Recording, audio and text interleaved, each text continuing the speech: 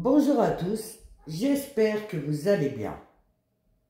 Le langage secret du parcours Yin-Yang. Dans ce parcours, il y a un langage secret, le langage de la symbolique, de l'invisible, de l'inconscient. C'est le Yin, l'incarnation de l'inconscient. Il agit, il réagit, il fuit, il attaque ou il s'effondre. Non parce qu'il est mauvais, mais parce qu'il suit sa programmation. Il porte en lui les mémoires familiales, les traumas anciens, les schémas karmiques, les loyautés invisibles, qui sont en général négatives. Du coup, il est possédé. Il est possédé d'une énergie ou des énergies. Il ne choisit pas, il répète.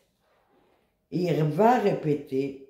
En tant que la conscience qui est le yang, je répète, ne le voit pas, ne le reconnaît pas, le yin continue de blesser malgré lui, car il dit, le yin, je suis là.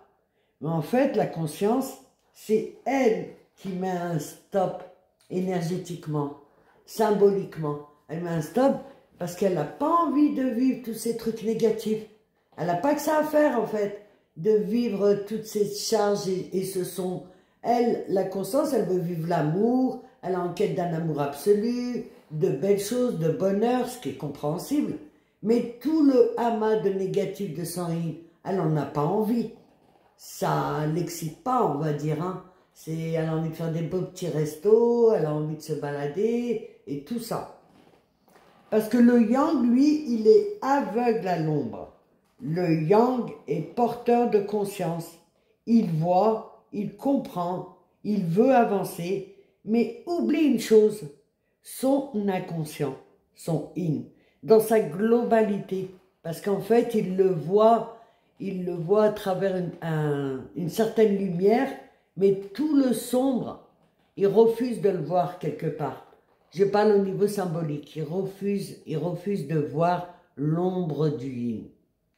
Alors il résistera, il rejettera, il souffrira. Et quand la conscience ose regarder l'ombre, regarder les réactions du yin, la conscience comprend que le yin lui donne des clés vers ses propres blessures, des clés vers l'authenticité, des clés vers la transmutation, des clés pour pacifier son ego. En fait, une fois qu'elle regarde et qu'elle accepte et qu'elle admet de regarder le sombre, elle comprend que derrière ce sombre, il y a des clés. En fait, le yin, il blesse pour qu'on puisse regarder et transmuter ce qu'il a à l'intérieur de lui.